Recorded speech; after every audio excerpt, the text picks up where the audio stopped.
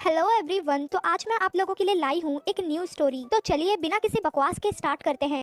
शुरू होता है और हम सोरान को देखते हैं जो कि गहरी सांस ले रही होती है और वो एक होटल में एक रूम के बाहर खड़ी होती है और वो कहती है कि मैं पिछले महीने से कई बार यहाँ पर आ चुकी हूँ, लेकिन हर टाइम मैं नर्वस हो जाती हूँ क्योंकि इस दरवाजे के पीछे से जो प्रेशर आता है उसको मैं फील कर पाती हूँ। ये बताना थोड़ा सा मुश्किल है मगर ये आज खत्म हो जाएगा। और वो अपने मोबाइल को चेक करती है, 5 बजने में अभी भी 10 मिनट बाकी थे। रान कहती है मैं सही वक्त पर आ गई और वो बेल बजाती है लेकिन अंदर से कोई भी रिस्पॉन्स नहीं आता, इसलिए वो दोबारा से बेल बजाती है लेकिन फिर भी कोई दरवाजा नहीं खोलता। वो पॉकेट में कार्ड की को चेक करने लगती है। रान कहती है आखिर मैंने उसको कहाँ रख दिया। वो अपने बैग में उस कार्ड की को ढूंढ ही रही थी कि तभी दरवाजा खुलता है और कोई उससे टकरा जाता है। हम देखते हैं कि वो प्रेसिडेंट कांगो था। दरअसल वो नहा रहा था इसलिए वो दरवाजा नहीं खोल पाता और ये देखकर सोरान कांगो कहता है तुम तो हाउसकीपर नहीं हो। सोरान अपने मन में सोचती है मुझे माफ करना एक इंसान के तौर पर पैदा होने के लिए। कांगो सोरान से कहता है क्या बात है अटर्नी वो, तुम बड़ी जल्दी आ गई। सोरान कहती है गुड इवनिंग सर, शाम के 5 बजने वाले हैं, यानी कि बस मीटिंग का वक्त हो ही गया। कांगो उसको घूरता है, इससे सोरान नर्वस हो जाती है। कांगो कहता है मुझे लगा था कि मीटिंग 7 बजे की रखी गई है। सोरान कहती है नहीं सर, आपके सेक्रेटरी ने मुझे मैसेज करा था कि 5 बजे है मीटिंग। कांगो कहता है शायद मेरे सेक्रेटरी ने गलती करी है या फिर हो सकता है कि तुम गलत हो, देखा जाए तो शायद बाद ही में थी मीटिंग। सोरान कहती है ऐसा नहीं हो सकता, अगर आप इस टेक्स्ट को देखिए जो आपके सेक्रेटरी ने भेजा था। फिर वो हैरान होकर कहती है क्या सच में लिखा हुआ था कि अटर्नी वुरान आज की मीटिंग इस होटल में रखी जाएगी, रूम नंबर 2301 में शाम 7 बजे, प्लीज टाइम पर आइएगा। सोरान हैरान हो जाती है क्या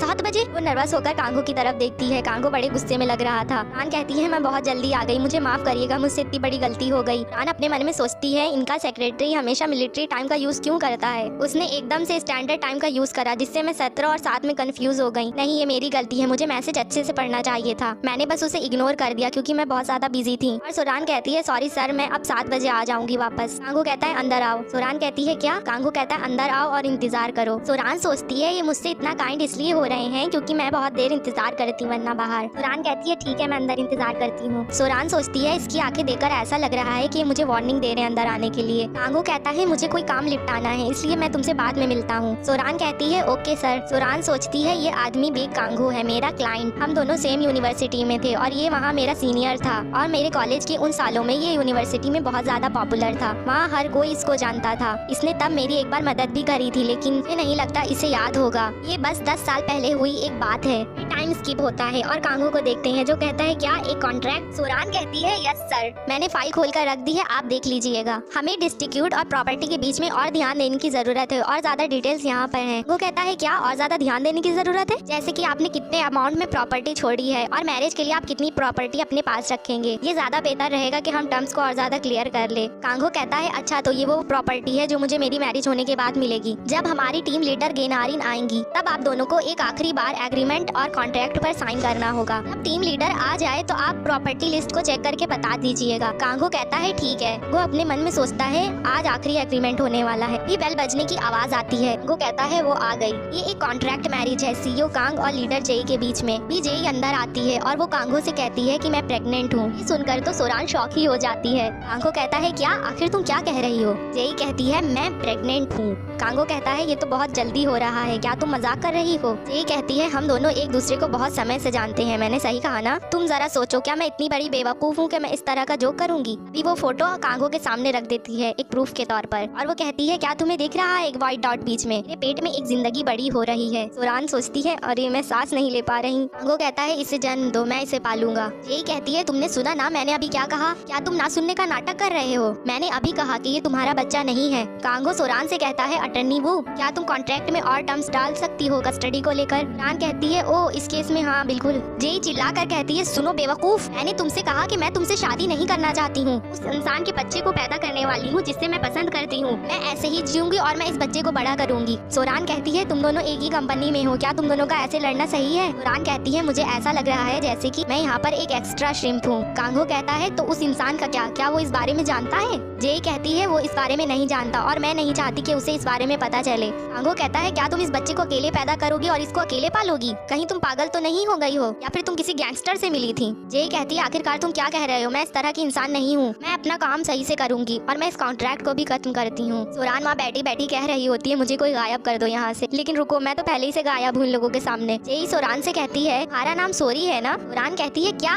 नहीं, मेरा नाम वो सोरान है। ये पूछती है क्या तुम सिंगल हो या फिर तुम्हारा कोई बॉयफ्रेंड है? कोई बच्चा नहीं है ना? से भी अगर है तो कोई फर्क नहीं पड़ता, एक कांगो उसे भी पाल लेगा। वो कहता है तुम आखिरकार क्या कर रही हो? जेई कहती है तुम तो बस एक स्टैंड की तलाश में हो, वैसे भी तुम्हारे दादाजी को इससे कोई फर्क नहीं पड़ता कि वो कौन है, और यही एक ऐसी लड़की है जिसको इस कॉन्ट्रैक्ट मैरिज के बारे में सब कुछ पता है। कांगो कहता है चुप हो जाओ। जेई कहती है वैसे भी ये इतनी भी बुरी नहीं दिखती। वो सोरान से कहती है ये भला ही ऐसा ना दिखता हो, लेकिन ये स्मार्ट और परसिस्टेंट, इसी वजह से आज ये इस मुकाम पर पहुंच गया है। ये बहुत ज्यादा समझदार है, इसीलिए इसने अपनी कंपनी को इस मुकाम पर पहुंचा दिया है आज। लेकिन मैं तुम्हें ये नहीं समझा सकती कि इसको संभालना बहुत ज्यादा मुश्किल है, और ये ऐसा नहीं है जिसका पारा हाई हो जाए। इसका गुस्सा संभालना आसान है। तुम इस अटर्नी सोरा, तुम इससे शादी कर लो। तभी कांगो उसका मुंह बंद कर देता है और उससे कहता है कि तुम नहीं जानती कि तुम कितनी ज्यादा बदतमीज होती जा रही हो। जेई कहती है ओए मैं एक प्रेग्नेंट वुमन हूँ, तुम ऐसा नहीं कर सकते मेरे साथ। कांगो कहता है चलो बहुत हो चुका, अब तुम्हें जाना चाहिए। जेई कहती है तो तुम अब मुझसे शादी नहीं करोगे, मैंने सही कहा ना? कांगो कहता है नहीं करूंगा। जेई कहती है तो ये कॉन्ट्रैक्ट साइन होने से पहले हुआ, तो अब इसका कंपनसेशन कितना देना पड़ेगा? और फिर वो मुस्कुराती है चलो काम पर मिलते हैं, तो मैं चलती हूँ, बाय। इसके जाने के बाद यहाँ पर सन्नाटे का माहौल छा जाता है। कांगो अपना सर पकड़कर बैठ जाता है और वो परेशान होकर कहता है अरे नहीं, आधा अक्टूबर बीत गया और सिर्फ 2 महीने बचे हैं साल के खत्म होने में। काश मेरे पास कोई होता इस कॉन्ट्रैक्ट पर साइन करने के लिए। सोरान उसको पानी देते हुए कहती है क्या सर आपको थोड़ा पानी चाहिए? कांगो उसकी तरफ देखता है और कहता है नहीं रहने दो, नहीं वो हम जिस कॉन्ट्रैक्ट पर काम कर रहे थे अब उसे हमें खत्म करना होगा। सोरान कहती है सर आप मेरे बारे में क्या सोचते हैं?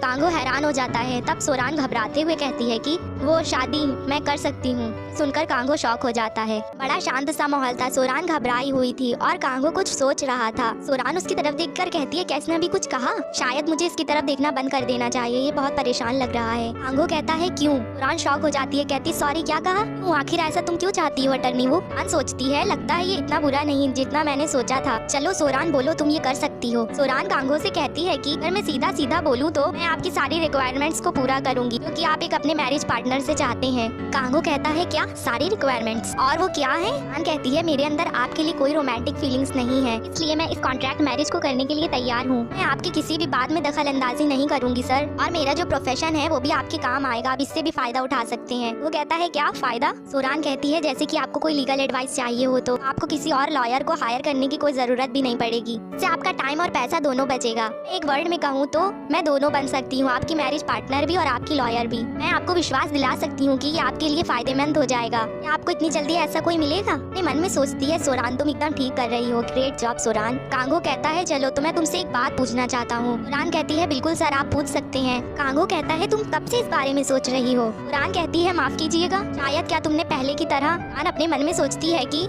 ये अब यही कहने वाले हैं कि फिर तुम्हारी हिम्मत कैसे हुई अपनी लाइन क्रॉस करने की, फिर तुम्हें अपनी जगह नहीं पता क्या? लगता है मैंने गलत ही कह दिया। सोरान कहती है नहीं बिल्कुल नहीं, ऐसा कुछ भी नहीं है, ऐसा मैंने आपसे पहले भी कहा कि मेरे अंदर आपके लिए कोई रोमांटिक फीलिंग्स नहीं है। सोरान कहती है मैंने जो कहा इसका ये मतलब नहीं था। अच्छा तो ये मतलब नहीं था। घबरा कर दूसरी तरफ देखने लगती है। कांगो थोड़ा सा सैड दिख रहा होता है ये बात सुनकर। सोरान कहती है मेरे लिए शुरू से ये एक काम था और अभी भी ये काम ही है, बस कॉन्ट्रैक्ट में प्रॉब्लम हो गई, ये सब कुछ हो गया इसलिए कॉन्ट्रैक्ट पूरा नहीं हो पाया और मेरा काम यहीं पर खत्म हो गया। चाहे तो आपका जो शेड्यूल है वो बहुत ज्यादा मुश्किल है, इसलिए आपको किसी और को ढूंढने में मुश्किल होगी, इसलिए आप किसी को ढूंढ भी नहीं पाएंगे एक मैरिज पार्टनर के तौर पर। अगर आपको इस बात से कोई परेशानी ना हो तो कैसा रहेगा कि मैं टीम लीडर जेन आरिन की जगह पर रिप्लेस हो जाऊं। कहा जाए तो ये एक आखिरी सजेशन है, इससे हम दोनों का फायदा हो सकता है। कांगो कहता है फायदा वो भी हम दोनों का? सोरान कहती है आप इस बारे में आराम से सोच सकते हैं, और कोई बात नहीं कि अगर आप इसी वक्त इस बात को रिजेक्ट करना चाहते हैं। सोरान सोचती है मैंने अपनी आस्तीन में और भी कार्ड छुपा कर रखे हैं ताकि अगर कोई भी परेशानी हो तो मैं उनका इस्तेमाल कर सकूं। देखा जाए तो कांगो से शादी करना सबसे काम का कार्ड है मेरे लिए। हालांकि ये सीईओ के लिए बेकार रहेगा, लेकिन इनके पास कोई और दूसरा रास्ता नहीं है। 1 साल के अंदर ही अंदर शादी करने के बजाय। टेंशन मत लो, वो सोरान जो होगा देखा जाएगा। सोरान कांगो से कहती है कि आप सोच समझकर अपनी राय बताइएगा, मैं आपके जवाब का इंतजार करूंगी, और वो उठकर जाने लगती है। तभी कांगो उसको रोक लेता है। ये देखकर सोरान थोड़ा सा नर्वस हो जाती है और घबरा कर कहती है कि आप मुझसे कुछ कहना चाहते हैं? कांगो थोड़ा आगे बढ़कर उसके करीब आ जाता है, दीवार पर हाथ मारता है और उसके और पास आ जाता है। सोरान घबराते हुए कहती है ये सब क्या है? वो कहता है पर तुम्हारा तो एक बॉयफ्रेंड है ना? सोरान शॉक होती है, कहती है क्या? अपने मन में सोचती है ये इस बारे में कैसे जानता है? कांगो उसके पास आकर धीमे से कहता है कि जब तुम्हारा पहले से बॉयफ्रेंड है तो तुम मुझसे शादी क्यों करना चाहती हो? सोरान पहले तो चुप हो जाती है और फिर कहती है कि नहीं ऐसा नहीं है, मैं इस टाइम अभी रिलेशनशिप में नहीं हूँ। सोरान अपने मन में सोचती है कि रीजन जिस वजह से मैं ये शादी करना चाहती हूँ क्योंकि मेरे उस सो कॉल्ड एक्स बॉयफ्रेंड के चक्कर में। फिर हम पास्ट का वो सीन देखते हैं। उसका एक्स बॉयफ्रेंड कहता है, सोरान तुमने अभी तक ब्रेकफास्ट नहीं किया ना, देखो मैं सैंडविच और कॉफी लाया हूँ, तुम इनको अपने ऑफिस में ले जाकर खा सकती हो। अगर तुमने अपना ब्रेकफास्ट नहीं किया तो तुम बीमार पड़ जाओगी। तुम्हें कितनी बार बता चुका हूँ लेकिन तुम सुनती ही नहीं हो। सोरान गुस्से में कहती है, बेग जिनसांग अगर तुम दोबारा दिखाई दिए तो। जिनसांग कहता है, ये मौसम तो बहुत ठंडा होता जा रहा है ना, अरे होठ भी कितने सूखे हुए लग रहे हैं, क्या तुम्हारे पास तुम्हारा लिप बाम नहीं है? इस बारे में सोचा इसलिए मैं तुम्हारे लिए खरीद कर लाया हूँ, देखो ये तुम पर सूट करेगा, इस तरह तुम्हारा कोई ख्याल नहीं रखेगा जैसे मैं रखता हूँ। सोरान कहती है, दफा हो जाओ यहाँ से। सांग कहता है, देखो तुम फिर से यही कर रही हो,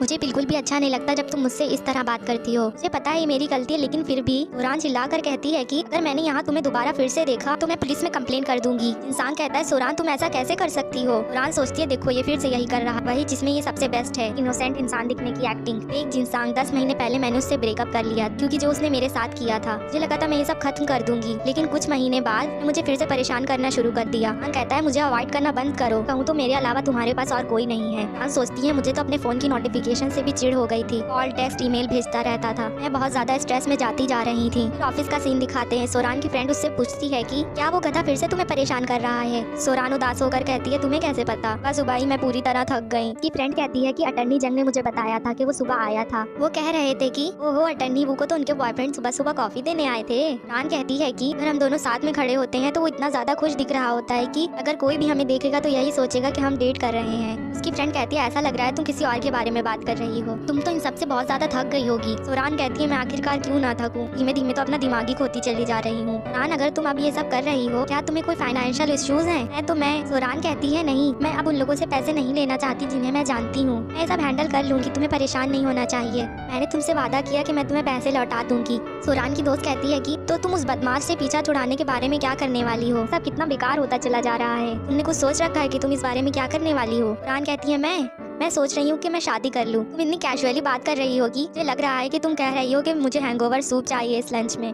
सोरान कहती है, हालांकि मैं इन सब पे तब तक विश्वास नहीं करूंगी जब तक मेरी शादी नहीं हो जाती, तब तक शादी मेरे लिए एक अनरियलिस्टिक चीज होगी। मैं इतना तो बिजी रहती हूँ हर रोज, मुझे बिल्कुल भी टाइम नहीं मिल पाता। मैं शादी के लिए एक आदमी आखिरकार कैसे ढूंढूं, जैसे कि बेग कांगो और टीम लीडर जे नारिन। मेरे पास तो कोई ऐसी पोजीशन भी नहीं है, पैसों के दम पर शादी कर लूं, इसलिए वो टाइम मेरे लिए बिल्कुल परफेक्ट था, बहुत बड़ी अपॉर्चुनिटी मेरे हाथ लगी थी। फिर प्रेजेंट सीन दिखाते हैं। कांगो सोरान से कहता है, वो सोरान तुम पछताओगी। सोरान कहती है, मुझे नहीं लगता, क्योंकि मैं ऐसे डिसीजन नहीं लेती हूँ कि मुझे बाद में पछताना पड़े। आप चिकन की जगह पीस एंड खाना पसंद करेंगे, क्या मैं बढ़िया चिकन नहीं बना पाऊंगी? कांगो कहता है, मुझे फर्क नहीं पड़ता कि वो चिक है या चिकन है। कांगो कहता है, अच्छा तो मैं चलता हूँ और कॉन्ट्रैक्ट को तैयार रखना। सोरान शॉक हो जाती है और फिर खुश होकर कहती है, मैं समझ गई। हमें रोड का सीन दिखाते हैं जहाँ पर ट्रैफिक होता है और कांगो अपनी कार में बैठा होता है। कांगो सोचता है, क्या ये सब एक सपना था? मेरी शादी होने जा रही है, वो भी सोरान से। और 1 महीने पहले का टाइम दिखाते हैं। कांगो अपने दादाजी से फोन पर बात कर रहा होता है। दादाजी कहते हैं, आओ मेरे साथ लंच करो। कांगो कहता है, आजकल मैं बहुत बिजी हूँ। दादाजी कहते हैं, कौन नहीं जानता कि तुम बिजी मैन हो, लेकिन तुमको खाने की तो जरूरत पड़ती ही है। कांगो कहता है, मैं बहुत बिजी हूँ, आजकल कंपनी का काम बहुत तेजी से आगे बढ़ रहा है,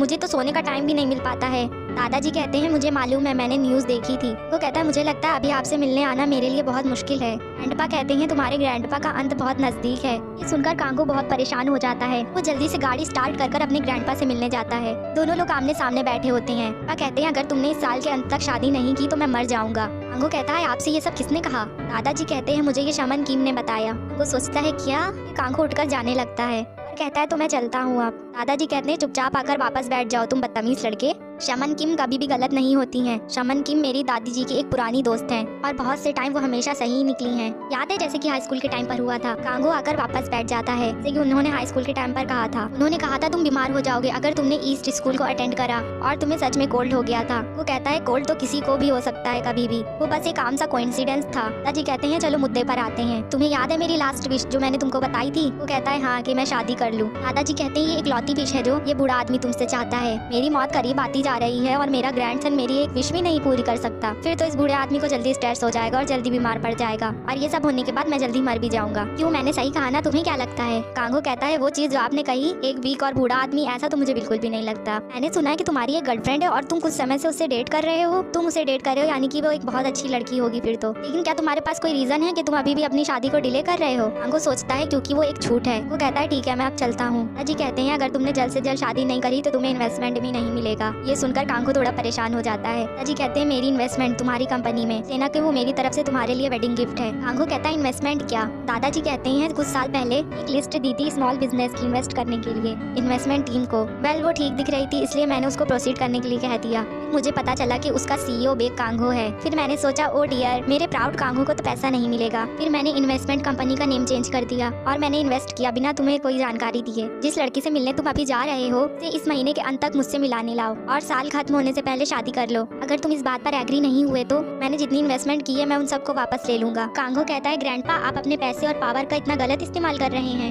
आपका सम्मान कहाँ गया बेकवा फूड्स के ओनर के होने का? दादाजी हंसते हुए कहते हैं कि मैं उस सम्मान का क्या करूंगा जब मैं रिटायर हो जाऊंगा और अपनी मौत का इंतजार करने लगूंगा। दादाजी कहते हैं मुझे तुम्हारी शादी देखनी ही है, भला मुझे अपना सब कुछ क्यों ना बेचना पड़े। सुनकर कांगो परेशान हो जाता है, अपनी कार में परेशान बैठा होता है। कहता है उफ यहाँ कितनी गर्मी है और वो अपने दादाजी की वो बात सोच सोच कर परेशान हो रहा होता है। मुझे पता है कि वो विश्वास के लायक नहीं, लेकिन मैं जब भी ये सुनता हूँ कि मेरे ग्रैंडपा मरने वाले हैं ये सुनकर मेरे दिल में बहुत दर्द होता है। भला ये होने वाला हो या ना हो मुझे इस बात का पछतावा होगा ये सोचकर कि मुझे उन्हें अपनी शादी के बारे में कैसे बताना चाहिए। ये सब बहुत परेशान करने वाला है। लेकिन वो एक है, बस एक बार, वही एक ऐसी है सोरान। ये तो सोरान है। क्या मुझे अपनी कार उसके एकदम पास ले जानी चाहिए और ऐसा दिखाना चाहिए कि मैंने उसको देखा ही नहीं? नहीं, मैं तो उसे याद तक नहीं हूँगा। तभी सोरान का एक्स बॉयफ्रेंड वहाँ पर आता है और वो सोरान की केयर करने लगता है। कांगो कहता है क्या ये इस लड़के को अभी भी डेट कर रही है? एक जिंगसान, हम दोनों क्लोज तो नहीं है मगर मैंने इसको एक बार देखा है, तब ये मेरा रिश्तेदार था। ये 10 साल पहले की बात है, बहुत लंबा समय। मुझे नहीं लगता कि कोई और है जो इन दोनों को अलग कर पाएगा। मैं ये सब नहीं देखना चाहता, ये सब देखना बहुत ज्यादा पेनफुल है। कार स्टार्ट कर वहाँ से चला जाता है। प्रेजेंट का टाइम दिखाते हैं। लड़की कहती है ओ माय गॉड आप कितनी गॉर्जियस दिख रही हैं। इनकी बॉडी देखो कितनी सुंदर है और इनकी स्किन भी कितनी सॉफ्ट है। दूसरी लड़की कहती है कि ये गॉन पहनना और इसमें सुंदर दिखने के लिए आपकी नेकबोन पतली और सुंदर होनी चाहिए। बहुत बहुत ज्यादा प्यारी लग रही हैं कि ये गॉन और आप दोनों बहुत ज्यादा खूबसूरत हैं। मुझे लगा था कि ब्राइड एक डांसर है। सोरान अपने मन में सोचती है ये कस्टमर सर्विस तो एकदम हटकर है। यार कोई इतना मक्खन कैसे लगा सकता है सिर्फ पैसों के लिए? लग रहा है मेरे कानों से खून निकल आएगा। लेकिन मैंने कितनी ड्रेसेस ट्राई कर ली हैं, मुझे तो याद ही नहीं है। मुझे वेट नहीं हो रहा, मुझे बस घर जाना है। एक लड़की कहती है लगता है दूल्हा बहुत ज्यादा खुश है। आपको इतनी खूबसूरत दुल्हन आखिरकार मिली कैसे?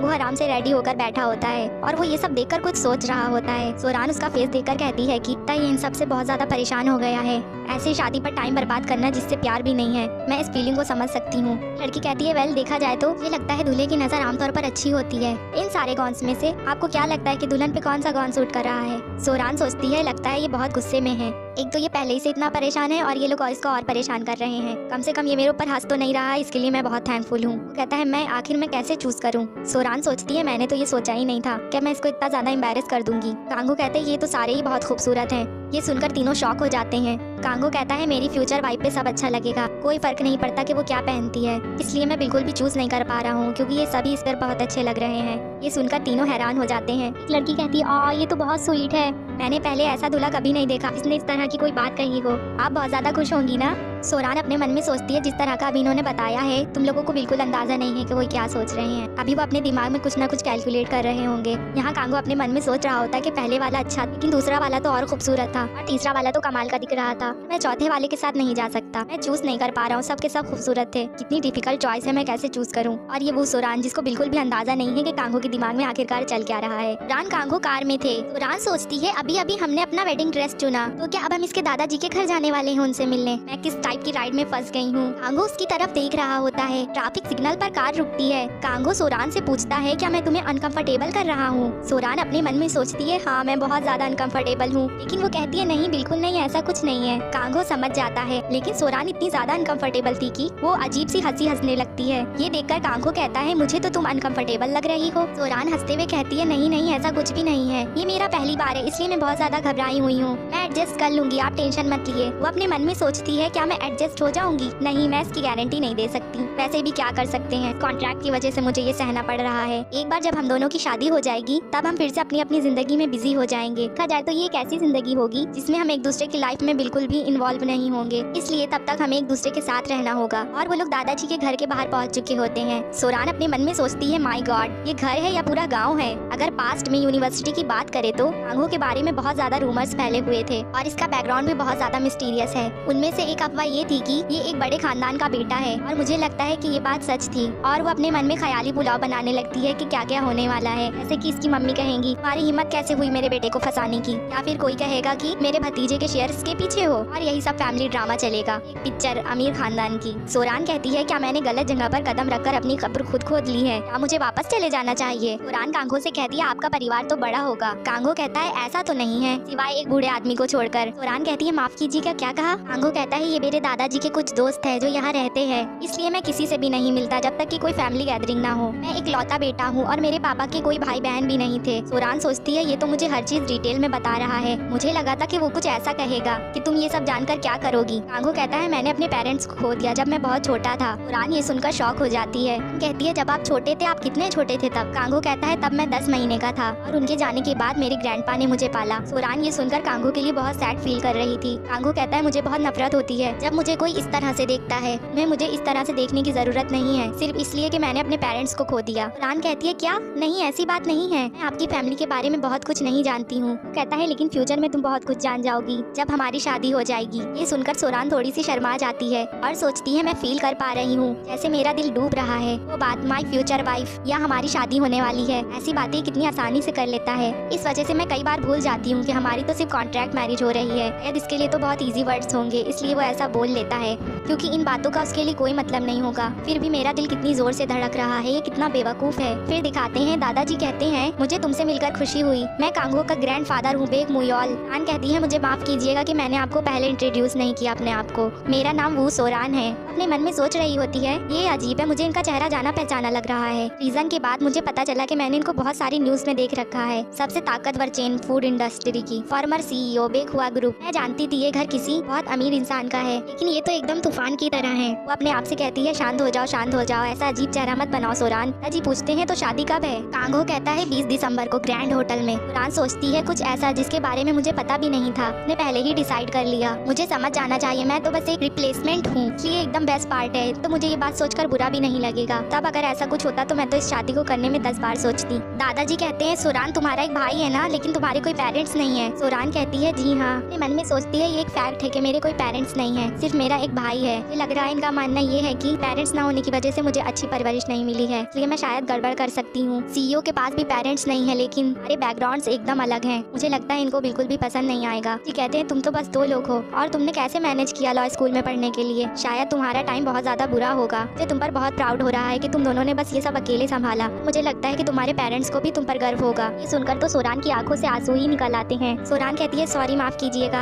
अपने मन में कहती है सोरान तुम यहाँ पर नहीं रो सकती, वरना तुम्हारा मस्कारा खराब हो जाएगा। मेरे सामने हमेशा एक दीवार खड़ी रहती थी, इसलिए मैं सोचती थी क्या मैं बहुत ज्यादा स्ट्रॉन्ग भी हूँ, लेकिन फिर भी मैं कुछ ऐसा ही सुनना चाहती थी। दादाजी कहते हैं तो डियर सोरान तुम क्या पसंद करोगी, मेरी बेटी बनना या मेरा बेटा बनना। सोरान कहती है मैं दोनों प्रेफर करूंगी। वो सोचती है आखिर मैंने क्या बोल दिया, लग रहा है मैंने अपने रोल के हिसाब से कुछ ज्यादा ही कर दिया। वो कांगो की तरफ देखकर कहती है ये तो बहुत गुस्से में लग रहा है, ये नजरें, ये तो मुझे आंखों ही से मार डालेगा। ट्रैक में लिखा है कि हमें इस तरह की बातों को नजरअंदाज करना है। ये आंसर देने से पहले 2 बार सोचना चाहिए था। जी कांगो से कहते हैं कि हाँ ये सही रहेगा, 2 बच्चे सही हैं क्योंकि 3 ज्यादा हो जाएंगे। कांगो कहता है ग्रैंडफादर अब बस भी करिए। ग्रैंडफादर कहते हैं कि हाँ मुझे पता है ये ग्रैंडफादर बहुत ज्यादा ओल्ड फैशन है। देखा जाए तो आजकल के बच्चों की लाइफ स्टाइल तो बहुत ज्यादा अलग है। मैं समझ गया, दुनिया बदलती जा रही है। मैंने सही कहा ना, मैं तो बस कह रहा हूँ, पर मैं चाहता हूँ कि मैं मरने से पहले अपने पोतों पोतियों को अपने हाथों में खिला सकूं। कांगो कहता है कहना बंद करिए, मैं मर रहा हूँ। मैं सिर्फ आपकी विश को पूरा करने के लिए बच्चा नहीं चाहता। इस बारे में उसके सामने बात करना बंद करिए, वरना उसको बार बार ये बात सुननी पड़ेगी। दादाजी अपना मुंह टेढ़ा बना लेते हैं। यहाँ सोरान शर्मा रही होती है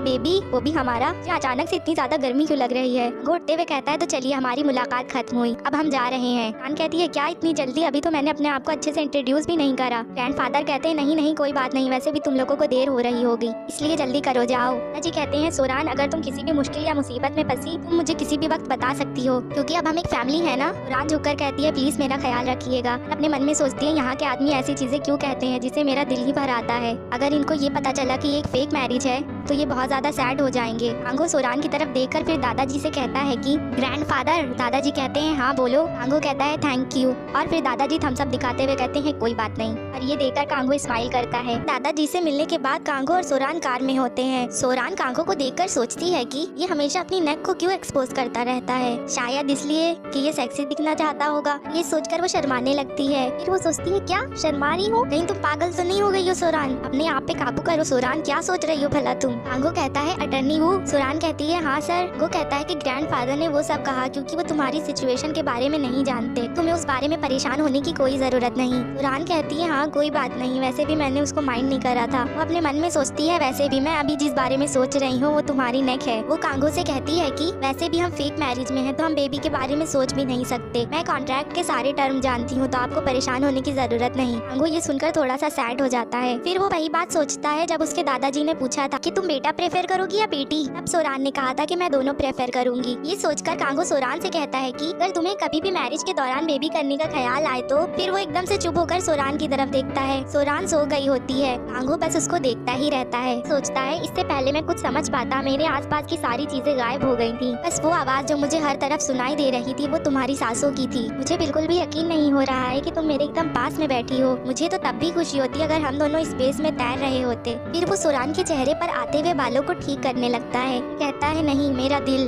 अगर तुम्हें कभी भी मेरी फीलिंग्स के बारे में पता चले कि वो कितनी गहरी और पुरानी है तो प्लीज उसे एक्सेप्ट कर लेना सोरान। फिर वो उसके फेस को छूते हुए कहता है कि शायद तुम डर जाओ या फिर भाग जाओ। सोरान सोते हुए भी स्माइल कर रही थी। ये देखकर कांगो का दिल जोर जोर से धड़कने लगता है। वो सोचता है मैं पागल हो जाऊंगा, आखिर तुम इतनी प्यारी क्यों हो। फिर वो वही बात सोचता है जब उसने पूछा था कि तुम्हें दादाजी की बात का बुरा तो नहीं लगा। तब सोरान ने कहा था बिल्कुल नहीं। वो अपने मन में सोचता है नहीं तुम्हें बुरा लगा था। फिर सोचता है सोरान ने उससे कहा था कि तो फेक मैरिजेस में बेबी के बारे में नहीं सोच सकते। फिर वो अपने मन में सोचता है ये तुम्हारे लिए फेक हो सकती है मगर मेरे लिए एकदम असली है। नेक्स्ट डे सोरान का घर दिखाते हैं कि भाई ने कुकिंग करके बहुत सारी डिशेस तैयार कर ली होती हैं। सोरान कहती है आखिर तुमने इतना सारा क्यों बना लिया, तुम्हें इतना करने की कोई जरूरत नहीं थी। सोरान का भाई कहता है कि ये पहली बार है जब मेरे ब्रदर इन लॉ घर आ रहे हैं, अगर माँ यहाँ होती तो वो इससे भी ज्यादा अच्छा करती। वो खाना शुरू कर देती, कहती कितना डिलीशियस है। भाई कहता है क्या तुमने अपने हाथ धोए। सोरान कहती है हाँ मैंने धो लिए हैं। सोरान कहती है ये चिकन तो बहुत ज्यादा टेस्टी है। उसका भाई कहता है तुम्हें इतने खाने की जरूरत नहीं, बात के लिए भी बचा कर रखो। सोरान कहती है मैं बाद में भी बहुत खा सकती हूँ। वो सोचती है मेरे बड़े भाई के हाथ का खाना दुनिया का सबसे बेस्ट खाना है। वो उस रेस्टोरेंट को चलाने लगा जिसको हमारे पेरेंट्स चलाते थे। जो भी उसके हाथ का खाना चखता है वो दोबारा रेस्टोरेंट जरूर आता है। उसका भाई कहता है मैंने बस वही खाना बनाया है जो तुम्हें पसंद था, मुझे नहीं पता कि ये सब सही है या नहीं। सोरान कहती है परेशान ना हो, ये सब बहुत डिलीशियस है। वो अपने मन में सोचती है हालांकि मैं थोड़ी परेशान हूँ। उसके फेस का रिएक्शन देखकर ऐसा लगता है कि जी अभी कुछ भी नहीं खाना, मुझे नहीं पता क्या पता वो कैवियर ट्रफल फ्राइड इस टाइप का खाना खाकर बड़ा हुआ हो। उसका भाई कहता है मैं तुम्हें कैसे जाने दूं, ऐसे बहुत बुरा फील हो रहा है। सोरान उसकी तरफ देखती है, वो थोड़ा सा परेशान लग रहा होता है। सोरान स्माइल करते हुए कहती है तुम्हारा क्या मतलब है मुझे जाने दो, तुम्हें तो थैंकफुल होना चाहिए कि मैं बुढ़ापे में शादी नहीं कर रही हूँ। उसका भाई कहता है हाँ मैं जब भी इस बारे में सोचता हूँ मेरी आँख से आंसू आ जाते हैं, देखो मैं कितना ज्यादा थैंकफुल हूँ। वैसे क्या तुम्हारा फियांसे जानता है कि तुम 9 साल से एक लड़के को डेट कर रही थी। सोरान कहती है हाँ बिल्कुल वो जानता है। उसका भाई कहता है क्या वो इस सब से ठीक है। सोरान कहती है हाँ बिल्कुल वो इन सब से ठीक है, क्या आजकल ऐसा करना गलत है। वो अपने मन में सोचती है ऐसा नहीं है कि मैं नहीं समझती कि वो किस बात को लेकर इतना परेशान है, क्योंकि ऐसा ही कुछ एक मेरे क्लासमेट के साथ हुआ था जो कि बहुत रूड बिहेव कर रहा था। पास्ट की मेमोरी देखते हैं। लड़की सोरान से कहती है वाह क्या बात है, 9 साल से जिस लड़के को डेट कर रही थी तो ऐसा ही है जैसे किसी बार में काम करना। तुम भला किसी ऐसे को कैसे डम कर सकती हो जो कि बहुत ज्यादा रिच हैंडसम और एजुकेटेड है। अटर्नी बनने के बाद तो तुम बहुत घमंडी हो गई हो। उसकी फ्रेंड कहती है अटर्नी बनना बहुत अच्छा प्रोफेशन है, अगर वो एक बार अटर्नी बन जाए तो। सोरान चिल्लाकर उस लड़की से कहती है तुम्हें तो पता भी नहीं आखिर हुआ क्या था। कि फ्रेंड उस लड़की के मुंह पर पानी मार देती है। दिन का टाइम देखते हैं। उसका भाई कहता है तुम्हारा फियांसे शायद तुम्हें बहुत पसंद करता है, कि वो बहुत अंडरस्टैंडिंग है। सोरान कहती है हाँ कुछ ऐसा ही है। अपने मन में सोचती है हाँ कुछ ऐसे ही कह सकते हैं, क्योंकि वैसे भी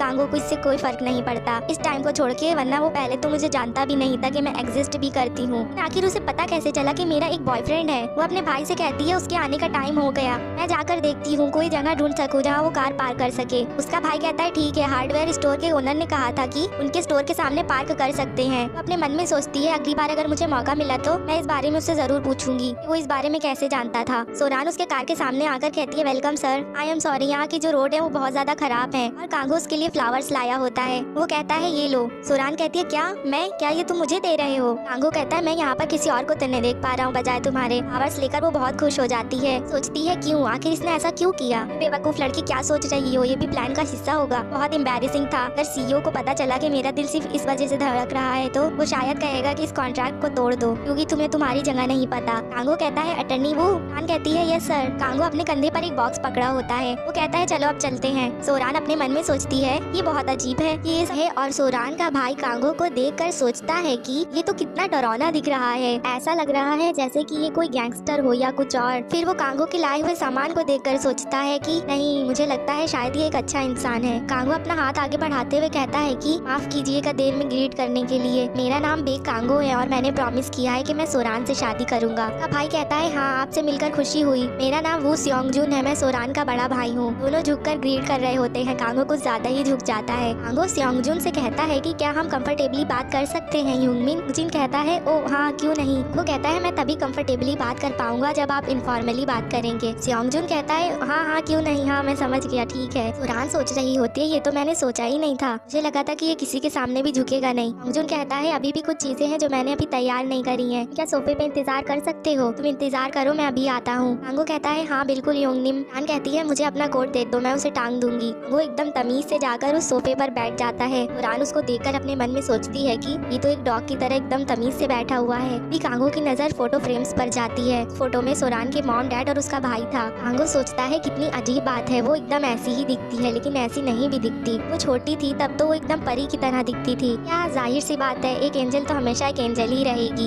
एक फोटो जिसमें सोरान और उसका भाई मेडल के साथ थे। वो सोचता है युंगनिम मार्शल आर्ट्स करते थे, लगता है उनकी फिजिक्स बहुत अच्छी रही होगी। योंगजुन कहता है सोरान मैं कर लूंगा, तुम जाकर बैठ जाओ। कान कहती है नहीं, ये सब जल्दी हो जाएगा अगर हम दोनों साथ करेंगे। कांगो सोचता है यही बढ़िया रहेगा अगर मैं कोई फालतू की चीजें ना पूछूं तो। सियोंगजुन कहता है सब कुछ ठीक से हो गया, आओ प्लीज आकर खा लो। वो कहता है इस सब के लिए आपको मुश्किल हुई, उसके लिए मैं माफी चाहता हूँ, खाने के लिए शुक्रिया। सियोंगजुन कहता है नहीं नहीं, इसमें मुश्किल कैसी, मैं बस यही उम्मीद कर रहा हूँ कि ये सब खाना तुम्हें पसंद आए। कांगो उस खाने में से एक बाइट लेता है। दोनों लोग थोड़े नर्वस होते हैं कि उसे पता नहीं कैसा लगेगा खाना। कांगो खाना खाते ही एकदम शॉक हो जाता है। दोनों सोचते हैं ये कैसा एक्सप्रेशन है, और वो बाकी का खाना खा खाकर ऐसे ही मुंह बना रहा था। दोनों को देखकर समझ ही नहीं आ रहा था कि इसको पसंद आया कि नहीं। कांगो कहता है युंगनिम। योंगनिम कहता है हाँ हाँ क्या हुआ। कांगो कहता है ये बहुत शर्मनाक होगा कि मैं मिलते ही तुमसे ये बात पूछ लूं, लेकिन क्या ये ठीक रहेगा कि मैं थोड़ा सा टोफू अपने घर ले जाऊं? सोरान शॉक होती है, कहती है क्या? कांगो को समझ नहीं आता है। वो कहता है कि मैं थोड़ा सा टोफू घर ले जाना चाहता हूँ, मुझे ये बहुत पसंद आया इसीलिए मैं इसको और खाना चाहता हूँ, ये सही नहीं रहेगा? सोरान कहती है ओ ऐसी बात है, हाँ मैं समझ गई, वैसे भी हमने इसको डेकोरेट करने के लिए थोड़ी ना रखा है। ये मन में सोचती है तो इसने उस टाइम जो एक्सप्रेशन दिया था ये था कि वो कैसे पूछे कि वो फूड पैक करवा के घर ले जाए कि नहीं। ये कांगो को समझना बहुत ज्यादा मुश्किल है। कांगो कहता है ये सारा खाना बहुत ज्यादा टेस्टी है युंगनिम। सियोंगजुन कहता है क्या सच में? चाहो तो मैं ये सब पैक करके तुम्हें दे सकता हूँ। कांगो कहता है प्लीज अगर ये पॉसिबल हो तो, और स्पाइसी बेल फ्लावर और रूट सैलेड भी प्लीज। सियोंगजुन कहता है हाँ हाँ क्यों नहीं, मैंने बहुत सारा बनाया है, मैं तुम्हें सब पैक करके दे दूंगा। कान अपने मन में सोच रही होती है क्या सीरियसली मैं यहाँ ये नहीं कर सकती, मुझे अपनी एक्टिंग जारी रखनी होगी, मैं स्माइल करना क्यों नहीं बंद कर पा रही हूँ। शाम हो गई थी और कांगो जा चुका था। सियोंगजुन कहता है मैं समझ गया कि तुम इतना उसे क्यों पसंद करती हो। सोरान अपने मन में सोचती है कि तुम वो बात कैसे जानते हो जो मैं खुद नहीं जानती। सियोंगजुन कहता है पहले तो मैं थोड़ा घबरा गया क्योंकि वो थोड़ा डरावना दिख रहा था, जब मैंने उसे थोड़ा जाना तो मैं हैरान था कि वो इतना जेंटल है, और वो बैठने से पहले भी पूछ रहा था और उसने आराम से खा लिया, कोई शिकायत भी नहीं करी, और वो हमारी बातें भी ध्यान से सुन रहा था। मुझे देखने से लगा कि वो एक स्कैरी बीस्ट है, वो तो एक प्यारा सा डॉग है। वो तमीज से बैठ गया और उसने कोई मिस्टेक भी नहीं करी। फिर तुमको क्या ये पसंद नहीं आएगा? कान कहती है ओ हाँ ये सही है, तुम सही कह रहे हो, मेरी तरफ से भी कुछ ऐसा ही है। सियोंगजुन कहता है तुम इस तरह से क्यों बात कर रही हो? कान सोचती है किसी को पसंद करने की फीलिंग, ये बात मानती हूँ कि सीईओ बहुत सेक्सी है, मगर ये बात मैं कैसे कहूँगी? सोचती हूँ कि मैं जो अभी महसूस कर रही हूँ सिर्फ पसंद करना है या प्यार, ये मैं नहीं बता सकती।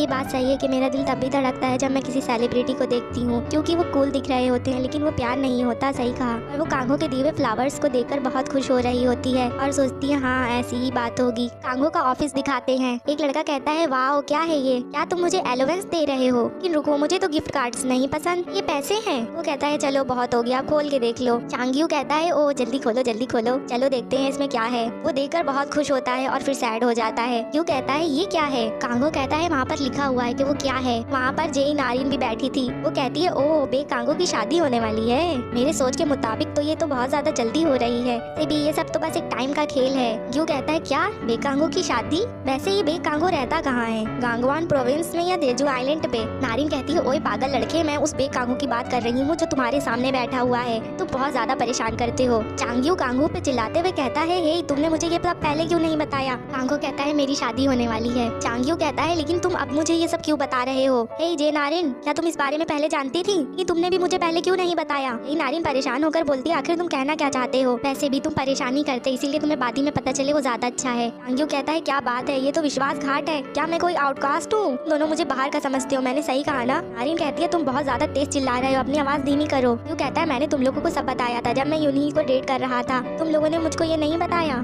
कांगो उस कार्ड को देख रहा होता है, सोचता है मेरी शादी होने वाली है। जानता हूँ मैंने ये बात सैड होकर कही थी, वो बातें तो बस मेरे मुंह से निकल आई थी। कार्ड पर सोरान का नाम छूते हुए कहता है, यहाँ पर कोई नहीं जानता है कि इस वक्त मेरा दिल कितनी तेजी से धड़क रहा है। और वो स्माइल करने लगता है। कांगो का ऑफिस दिखाते हैं। चंग्यू कार्ड पढ़ के कहता है, क्या ब्राइड वो सोरान? क्या ये वही सोरान है जिसको मैं जानता हूँ, मेरी योनी की बेस्ट फ्रेंड सोरान? कांगो कहता है, हाँ वो वही सेम ऑफिस में काम करती है जहाँ योनी करती है, तो तुम एक तरह से सही हो। चंग्यू कहता है, हालांकि मैंने उससे पहले ये बात नहीं सुनी, क्या योनी भी इस बारे में नहीं जानती है? कांगो कहता है, मुझे लगता है नहीं। चंग्यू कहता है, ये तो एकदम अचानक से हुआ, क्या ये शॉटगन वेडिंग है? कांगो कहता है, ओए मेरी स्पेशलिटी इस फील्ड में नहीं है। फिर वो जेन आरिन को घूरने लगता है। जेन आरिन कहती है, ओए तुम क्या चाहते हो, मेरी तरफ ऐसे क्यों घूर रहे हो? चंग्यू पूछता है, क्या तुम कुछ दिन पहले तेसंग के फॉर्म नहीं गए थे योनी की कंपनी से कुछ पूछताछ करने के लिए? अभी तुम्हारी उससे मुलाकात हुई है ना? एक अटर्नी और एक क्लाइंट, ऐसी डेटिंग कैसी होती है? कांगो कहता है, ये तो बहुत शोर कर रहा है, मुझे चिढ़ हो रही है। नारिन कहती है कि हम सब एक ही यूनिवर्सिटी में थे और अटर्नी वो सोरान भी, क्योंकि वो दोनों एक दूसरे को पहले ही से जानते थे, इसलिए वो लोग बहुत जल्दी करीब आ गए। कांगो सोचता है, तुम मेरी मदद इसलिए कर रही हो क्योंकि सब फसाद की जड़ तुम ही हो। कम से कम तुम्हें इस बात का एहसास है कि तुम जहाँ भी जाती हो बस परेशानी खड़ी करती हो। नहीं कोई बात नहीं, सिर्फ इस बार जेन आरिन, थैंक्स टू हर, क्योंकि इसी की वजह से मैं सोरान से शादी कर पा रहा हूँ। चंग्यू कहता है, अरे ये बात नहीं है, लेकिन क्या तुम्हें मुझे बीफ के लिए नहीं पूछना चाहिए? तुम्हें कहना चाहिए प्लीज आना जरूर। कांगो कहता है, मैंने तुमसे पूछा था क्या तुम मेरे साथ पास्ता खाना चाहोगे, लेकिन तुमने कहा कि तुम लंच बॉक्स लाए हो और ये भी कि तुम बहुत बिजी हो, मगर अब तुम्हारे पास बहुत टाइम है बीफ खाने के लिए है। फिर कांगो अचानक से वही बात सोचने लगता है जब नारी ने कहा था कि वो प्रेग्नेंट है। कांगो चंग्यू से कहता है, आज डिनर में हम पास्ता खाएंगे। चंग्यू कहता है, बीफ। कांगो कहता है, नहीं पास्ता। चंग्यू कहता है, नहीं मुझे तो बीफ ही खाना है। कांगो कहता है, चलो अपने काम पे वापस जाओ। फिर नारिन कांगो की तरफ देखकर सोचती है, ये तो अजीब है। कांगो के फोन पर कॉल आने लगता है, वो देखता है ये तो सोरान का कॉल है। फिर वो बहुत खुश हो जाता है, उसके मन में लड्डू फूटने लगते हैं। हाँ वो बात अलग है कि चेहरे पे ना दिख रहा हो। वो कॉल उठा के पूछता है, हाँ क्या हुआ? सोरान कहती है, मुझे माफ किएगा, आप इतने बिजी हैं फिर भी मैंने आपको कॉल किया। मुझे कंपनी से कॉल आया था, वो कह रहे थे कि उन्होंने वेडिंग इनविटेशंस पर कॉफी गिरा दी है जो वो मुझे भेजने वाले थे, लेकिन अब वो मुझे नहीं भेज सकते हैं। क्या आपको वेडिंग इनविटेशन मिला है सर? कांगो कहता है, हाँ। उसके मन में चल रहा होता है, इसकी आवाज कितनी प्यारी है, इसकी आवाज कितनी प्यारी है, इसकी आवाज कितनी प्यारी है। नान कहती है, आज डिनर पर मुझे अपने कलीग से मिलना था ताकि मैं उन लोगों को इन्विटेशन दे सकूं। अगर मैंने किसी को भेजा तो आप मुझे कितने इन्विटेशन कार्ड्स दे पाएंगे? फिर वो अपने मन में सोचती है, मुझे उन्हें परेशान नहीं करना चाहिए था, वो शायद गुस्सा हो जाएंगे। कांगो कहता है, मैं वहाँ आ जाऊंगा, कितने बजे आना है? सोरान कहती है, माफ कीजिएगा, नहीं नहीं आपको परेशान होने की जरूरत नहीं है, आपको खुद यहाँ आकर परेशान होने की जरूरत नहीं। कांगो कहता है, कितने बजे? सोरान कहती है, मुझे फर्म के बाहर कोई काम नहीं है तो किसी भी टाइम। कांगो कहता है, फिर 20 मिनट में मिलते हैं फर्स्ट फ्लोर के कैफे पर। सोरान कहती है, क्या आप बस 20 मिनट में आने वाले हैं? तभी कांगो अपना कोट वोट पहन के एकदम रेडी हो जाता है एंड वो वहीं से जंप करता है। नारिन और चंग्यू ये देखकर हैरान हो जाते हैं, वो जल्दी से भाग कर चला जाता है। ये देखकर तो दोनों की हालत खराब हो जाती है कि अभी हुआ क्या? चंग्यू कहता है, आपने कभी इनको पहले ऐसा करते हुए देखा है? नारिन सर हिलाते हुए कहती है, नहीं। चंग्यू कहता है, ऐसा लग रहा है कोई स्लॉथ ईगल पकड़ने जा रहा है। जाते जाते भी कांगो के मन में चल रहा होता है, मुझे सोरान देखने को मिलेगी, मुझे सोरान देखने को मिलेगी। यहाँ तक कि उसने एलिवेटर का भी वेट नहीं करा, सीढ़ियों ही से ही जाने लगा। सोरान सोचती है, वो आमने सामने क्यों मिलना चाहते हैं? क्या उन्हें मुझसे कोई बात करनी है? मैं थोड़ी सी नर्वस हो रही हूँ। एक लेडी आकर कहती है, ओहो देखो तो कौन है, ये तो वो सोरान है। वो लेडी बड़ी क्रीपी सी दिख रही होती है। सोरान सोचती है, क्यों अभी ही क्यों? वो लेडी बैठकर कहती है कि मैं यहाँ बैठ सकती हूँ क्या? सोरान बहुत परेशान लग रही थी। सोरान कहती है, आप ऐसे भी बहुत कंफर्टेबली बैठ चुकी हैं। वो लेडी एक क्रीपी सा लुक देती है, हंसते हुए कहती है, देखो तो हमारी सोरान अभी तक नहीं बदली, ये तो बहुत अच्छी बात है ना? लोगों को लगातार बने रहने की जरूरत है। सोरान कहती है, मुझसे मिलने कोई गेस्ट आने वाले हैं तो मैं अभी आपसे बात नहीं कर सकती। वो लेडी कहती है, मैंने सुना कि तुम जिनसान के खिलाफ रेस्ट्रेनिंग ऑर्डर का केस फाइल करने वाली हो। सोरान सोचते है, क्या भी ये इस बारे में बात करने आई हैं? लेडी कहती है, मेरा बेटा जिनसान जो कि एक मच्छर तक नहीं मार सकता, उसने भला तुम्हें मारा? सच में? बेचारा बच्चा जो कि अभी तुम्हें भूल भी नहीं पाया है। तुम्हें किसी के साथ ऐसा नहीं करना चाहिए जो कि तुम्हारी इतनी परवाह करता हो, तुम्हें नहीं लगता? सोरान कहती है, ऐसा इसलिए क्योंकि मुझे कभी उसकी परवाह थी, इसलिए मैं ऐसा कर रही हूँ। वो क्या कर रहा था, स्टॉकिंग, तो उसको इसकी सजा जरूर मिलनी चाहिए। वो लेडी सोरान को घूरती है और कहती है, तुम जिनसान का पैसा कब वापस करने वाली हो? सोरान कहती है, मैं उसका पैसा फिक्स डेट और टाइम के साथ दे रही हूँ, वो भी फिक्स अमाउंट के साथ। ये कहती है, इतनी छोटी सी अमाउंट है, तुम कब तक वापस करोगी? मैंने सुना है तुम और तुम्हारा भाई अभी भी रेंट पर रहते हैं। ओह नो, तुम तो बहुत ज्यादा बेचारी हो। तुम्हारे भाई ने अभी तक बस इतना ही करा है, पहले तो उसने दुकान में आग लगा दी, अब उसकी भरपाई का पैसा ही देता जा रहा है। और तुम्हारे फादर ने तो बस इतना ही किया कि तुम लोगों को तुम्हारा सारा पैसा उनके हॉस्पिटल बिल्स पर गंवाना पड़ा। सोरान कहती है, आप बहुत ज्यादा बोल रही हैं। लेडी कहती है, तुम मुझे इस तरह से क्यों घूर रही हो? मैंने जो भी कहा है सब सच कहा है। तुम्हें क्या लगा था कि मैं तुमसे बात करने में डरूंगी? सच में तुम कुछ ज्यादा ही सोचती हो। सोरान को बहुत गुस्सा आ रहा था। लेडी कहती है, इसलिए ही मैं कह रही हूँ सोरान, जिद्दी बनना बंद करो और जल्दी करो, जिनसान से शादी कर लो, क्योंकि मैं तभी तभी तुम्हें निचोड़ निचोड़ कर घुमा घुमा कर तुम्हारी स्किन को सुखा सकूंगी और फिर तुम्हें गटर में फेंक दूंगी, तुम बेकार लड़की। तभी वहाँ पर कांगो आ जाता है। लेडी शॉक होकर देखती है, कहती है ओ कांगो, ये तो तुम हो कांगो, तुम यहाँ क्या कर रहे हो। तभी कांगो अपना वेडिंग कार्ड उसके सामने फेंकता है। ये कहती है ये क्या है, और वो उसे खोल कर पढ़ती है और फिर शॉक होकर कहती है आखिर क्या है ये सब, क्यों क्यों तुम और सोरान, आखिर क्यों। कांगो कहता है जैसा कि आप देख सकती हैं। फिर वो सोरान के कंधों पर हाथ रख कर कहता है कि ये मेरी वाइफ बनने वाली है, और रही बात बधाई की तो उसकी हमें कोई जरूरत नहीं। ये सुनकर वो लेडी शॉक हो जाती है। लेडी पूछती है क्या तुम इस टाइम सीरियस हो कांगो, इन सब चीजों का आखिर क्या मतलब है। कांगो कहता है क्या आप पढ़ना नहीं जानती या फिर आपको ये नहीं पता कि वाइफ का मतलब क्या होता है। सोरान सोचती है मैं इससे पूछना चाहती हूँ कि ये जिंसान की माँ को आखिर कैसे जानता है। फिर वो थोड़ा दिमाग लगाती है, बेक जिंसान बेक कांगो, इनका लास्ट नेम सेम है, क्या इसका मतलब ये है कि लेडी कांगो से कहती है क्या इसने तुम्हें नहीं बताया कि इसने तुम्हारे कजन को 9 साल तक डेट किया था। सोरान सोचती अच्छा तो ये बात है, ये रिश्तेदार हैं। कांगो कहता है सेकंड कजन्स ना कि फर्स्ट। ग्रैंडपा और उनके भाई, मेरे फादर उनके चचेरे भाई थे। बेक जिनसांग और मैं दोनों सेकंड कजन्स हैं। सोरान ने कितने समय तक किसको डेट किया, क्या इससे कोई फर्क पड़ता है, अगर भले ही उसका कोई पहले हस्बैंड क्यों ना हो। लेडी कहती है मैं तो कुछ बोल नहीं पा रही सोरान, तुम मेरे जिनसांग को आखिरकार कैसे ठुकरा सकती हो सिर्फ उसके रिलेटिव के लिए। सोरान चिल्ला कर कहती है जिनसांग ने मुझे बहुत बार चीट किया जबकि वो मुझे डेट कर रहा था और मुझे इस बारे में बिल्कुल भी नहीं पता था कि बेक कांगो उसके रिश्तेदार हैं। कांगो गुस्से में कहता है आंट। लेडी थोड़ा डर जाती है। कांगो कहता है मेरी वाइफ से तमीज से बात करिए। फिर वो वही क्रीपी स्माइल देते हुए कांगो से कहती है ओ कांगो तुमने सही कहा, हमें एक दूसरे से अच्छे से बात करनी चाहिए। हमारी आंट तो बस थोड़ा सा शॉक हो गई थी, क्या तुम मुझ पे सच में इल्जाम लगा रहे हो। कांगो कहता है जाने दिए इस बात को, और वो सोरान का हाथ पकड़ते हुए कहता है चलो चलते हैं यहाँ से। लेडी पीछे से कह रही होती है कांगो डियर सॉरी, मुझे माफ कर दो। सोरान बहुत ज्यादा शर्माने लगती है। कांगो उसका हाथ पकड़ता हुआ उसको ले जाने लगता है। लेडी बहुत ज्यादा गुस्से में आ जाती है, कहती है ये बदतमीज, ये मुझसे इतनी बदतमीजी से बात इसलिए कर रहा है क्योंकि इसको पता है इसके ग्रैंडपा इसके साथ हैं। एक दिन तुम पैदा होने के लिए भी पछताओगे कि तुम चेयरमैन बेग मुयोंग के पोते हो।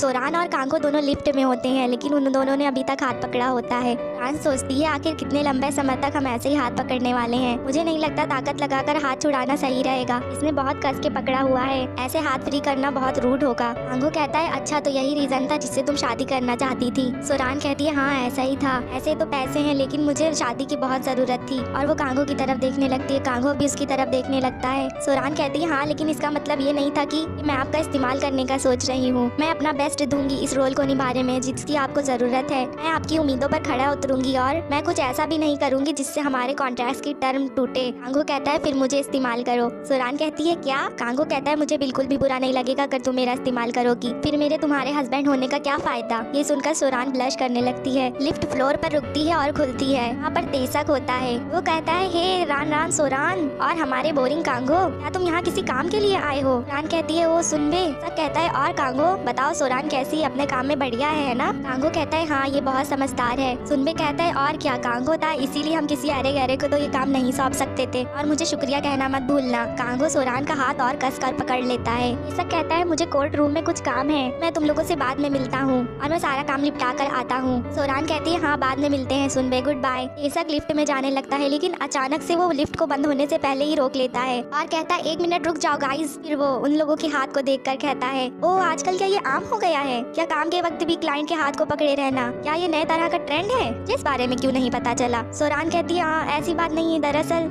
कांगो अपना वेडिंग कार्ड देते हुए कहता है यूं हमारी शादी होने वाली है। तेसक कार्ड पढ़ के कहता है ओ तुम लोगों ने तो बस मुझे बुद्धू बना ही दिया था, तुम लोगों ने ये करने में बहुत मेहनत लगाई है, तरह का अप्रैल फूल था ये, क्या ये कोई मजाक था, ये तो बहुत अच्छा था वाओ। कांगो कहता है तेसक यूं ये ऑटम का महीना चल रहा है। तभी तेसक अपने कैलेंडर को चेक करने लगता है, कहता है क्या सच में, क्या गाइस तुम लोग सीरियस हो, और वो लोग अपना पोज देने लगते हैं। फिर मीटिंग रूम दिखाते हैं। सोरान कहती है यहाँ आने के लिए शुक्रिया और मुझे माफ करिएगा आपका इतना कीमती वक्त लेने के लिए, आप आमने सामने मिलने आ गए, क्या आप कॉन्ट्रैक्ट में कुछ और भी ऐड करना चाहते हैं, क्या हमें और कॉन्ट्रैक्ट बनाना चाहिए। कांगो सोचता है जैसा कि मैंने सोचा था, बस इतना ही, क्या हमारे रिलेशनशिप का बस इतना ही मतलब है तुम्हारे लिए, चलो ठीक है, वैसे भी तुम्हें ये सब जानने की जरूरत नहीं। जब हम एलिवेटर में थे वो वक्त जब मेरा दिल इतनी तेजी से धड़क रहा था जैसे कि फट ही जाएगा, मैं तुम्हारा हाथ बिल्कुल भी नहीं छोड़ना चाहता था। तुमको तो इस बारे में पता भी नहीं है। वो सैड होते हुए कहता है लेकिन तुम किसी न किसी दिन जरूर जान जाओगी। ना सब कुछ सहने के बाद बस थोड़ा और समय शुरू होता है और वो लेडी कार में होती है और वो जिनसांग से फोन पर बात कर रही होती है। जिनसांग कहता है मॉम मॉम तो क्या हुआ, कैसा गया सब? सोरान ने क्या कहा? क्या उसने ये कहा कि वो मुझे फिर से डेट करेगी? बताइए। लेडी कहती है मेरे बेटे जिनसांग, तुमने बहुत लंबे समय तक इंतजार किया है ना? इंसान कहता है इससे कोई फर्क नहीं पड़ता, आप बताइए सोरान ने क्या कहा? लेडी कहती है मेरे बेटे परेशान मत होना और मेरी बात सुनो। दरअसल सोरान की शादी होने वाली है। ये सुनकर जिनसान शॉक हो जाता है। फिर वो हंसते हुए कहता है mom mom you are the best, आप सही कह रही हैं, यही सही रहेगा कि मैं और सोरान शादी कर ले। कहती है मेरे बेटे मेरा ये मतलब नहीं था। इंसान कहता है क्या, लेकिन आपने तो अभी कहा कि वो मुझसे शादी करने वाली है। ये कहती है देखो मैं तुम्हें अच्छे से एक्सप्लेन करूंगी आराम से, जब मैं घर आ जाऊंगी बाद में मिलते हैं मेरे बच्चे। फिर वो फोन फेंकते हुए कहती है, अपने मन में सोचती है ओ मेरा प्यारा जिनसांग, ये उसके लिए बहुत ज्यादा शौक वाली बात होगी। सोरान तुम बेकार लड़की। नहीं ऐसा नहीं है, वो दोनों स्कीमर्स, एक वुयोंग और बेक कांगो, वही दोनों ऐसे जिन्होंने मेरा सब कुछ मुझसे छीन लिया। चलो फिर देखते हैं आखिर कौन जीतने वाला है। मैं सारा पैसा वापस लेने वाली हूँ जो कि मेरा है। कांगो का ऑफिस दिखाते हैं। कांगो पूछता है क्या ये दीवारें वॉल प्रूफ हैं? सोरान कहती है हाँ बिल्कुल, बस अगर आप बहुत शोर ना मचाए तो। कांगो पूछता है तो तुम्हारा जिनसांग से कब ब्रेकअप हुआ था? सोरान कहती है पिछले साल इसी टाइम पर। कांगो कहता है फिर जब मैंने तुम्हें उसके साथ कोरियन रेस्टोरेंट में देखा था, क्या ये तुम्हारे ब्रेकअप के बाद हुआ था? सोरान कहती है ओ आपने देखा था, कैसे? कांगो कहता है मैंने तुम्हें रास्ते में देखा था जब मैं अपने ग्रैंडफादर से मिलने के लिए जा रहा था। सोरान कहती है तब मैं अपने क्लाइंट से मिलने के लिए गई थी। जिनसांग ने पता नहीं कैसे मेरा पीछा करा, उसने बहुत बड़ा सीन क्रिएट कर दिया मुझे एक दूसरे आदमी के साथ देखकर। मेरा क्लाइंट इतना चौंक गया कि वो अपनी सीट से कूद गया। वो मेरे लिए बहुत शर्मनाक दिन था। कांगो कहता है ओ मैं समझ गया और सोचता है शादी के कॉन्ट्रैक्ट के पूरे महीने में उसे अकेले बहुत मुश्किल समय गुजारना पड़ा होगा और मैं तो इस बारे में बिल्कुल भी नहीं जानता था। फिर वो कुछ सोचकर स्माइल करता है। रान कहती है मैंने तो बेक जिनसांग को डेट करा है, ये तो आपके लिए मुश्किल होगा। कांगो पूछता है क्यों? रान कहती है क्योंकि लोगों को गलत फहमी हो सकती है, मुझे चिंता है कि आपके दादाजी क्या सोचेंगे। कांगो कहता है तुम्हें इस बारे में परेशान होने की जरूरत नहीं, अगर हमारे कॉन्ट्रैक्ट में डिस्ट्रप्शन हो तो मैं इसे बिल्कुल भी बर्दाश्त नहीं करूंगा। ये सुनकर सोरान खुश हो जाती है। वो सोचती है थोड़ी सी परेशान करने वाली बात है, लेकिन ऐसा लग रहा है कि वो बता रहा हो कि मैं उसकी बातों पर भरोसा करूं। सोरान कहती है मैं ईमानदारी से अपने कॉन्ट्रैक्ट का पालन करूंगी। कांगो उसकी तरफ देखने लगता है। सोरान कहती है अब जब मैं इसके बारे में सोच रही हूँ कुछ है जिसके बारे में मैं जानना चाहती थी, पर मुझे लगता है कि मैं अब समझ गई हूँ, क्योंकि आप मुझे इसलिए जानते हैं क्योंकि मैं बेक जिनसान की गर्लफ्रेंड थी। मैं बहुत क्यूरियस थी कि आप इस बारे में कैसे जानते हैं। फिर वो अपने मन में सोचती हैं सच कहूँ तो मैं ये उम्मीद कर रही थी कि काश उसे वो मुलाकात याद हो जब हम पास्ट में एक बार मिले थे। फिर सोरान कहती है आपको शायद याद नहीं होगा लेकिन पहले मैंने यूनिवर्सिटी में कैंपस ज्वाइन करा था। कांगो कहता है ब्रिज पर। रान सोचती है क्या? कांगो कहता है तुम्हारा यूनिफॉर्म और तुम्हारे ग्लासेस, उस वक्त से लेके अब तक हम जब भी एक दूसरे से टकराए हैं मैं जानता था कि वो तुम ही हो। ये सुनकर सोरान शर्माने लगती है। फिर वो पास्ट का सीन दिखाते हैं। रान कहती है वो विंटर का समय था, मैं अपने हाई स्कूल के 3rd ईयर में थी। इसको याद है जब मैं ये चाहती थी कि मेरे सारे सपने पूरे हो जाए, सच में लॉ स्कूल में जाना चाहती थी। अभी एक बॉल उड़ती हुई उसकी तरफ आने लगती है, वो थोड़ा सा शॉक हो जाती है। फिर बॉल आकर टकराती है और बुक सारी हवा में उड़ने लगती है और सोरान किसी पे गिरने लगती है, लेकिन कोई उसको बचा लेता है। सोरान सोचती है वाओ ये बहुत पास है, रुको क्या ये बेक कांगो है? बेक कांगो दूसरों की मदद कर रहा है, शायद ये इतना बुरा नहीं है ना, इसके बारे में अफवाह फैली हुई है। फिर वो ऊपर देखकर कहती है क्या कैसे कैसे कोई इतना हैंडसम हो सकता है? फिर वो कांगो से कहती है ओ मुझे माफ करिएगा, क्या तुम्हें कहीं चोट तो नहीं लगी? या तुम मेरे लिए अपना पैर थोड़ा सा हिला सकते हो? मैं सच में तो चोट नहीं लगी है ना? कांगो कहता है मैं वो हूँ जिसको तुमसे पूछना चाहिए कि तुम ठीक हो, इसके बजाय तुम मेरा शुक्रिया कर रही हो। फिर सोरान झुकते हुए कहती है ओ आई एम सॉरी, नहीं नहीं थैंक यू सो मच, रुको मैं तुम्हारी इन बुक्स को उठाने में मदद करती हूँ। फिर वो अपने मन में सोचती है कितना खतरनाक हो रहा था, मुझे उसके लिए सॉरी फील हो रहा है जो कि इसकी वाइफ बनेगी, लेकिन ये काइंड पर्सन तो नहीं दिखता, पर मैं अपनी आंखें इस पर से क्यों नहीं हटा पा रही हूँ। फिर वो कुछ देख कर कहती है ओ वो एक मफलर था। वो कांगो से कहती है रुको 1 मिनट, ने इसको गिरा दिया था। कांगो कहता है ये मेरा नहीं है। फिर सोरान उसको वो जबरदस्ती देने लगती है, वो पहनाने की कोशिश करती है लेकिन वो लंबा होता है इसलिए पहना नहीं पाती, इसलिए उस मफलर को घुमाने लगती है।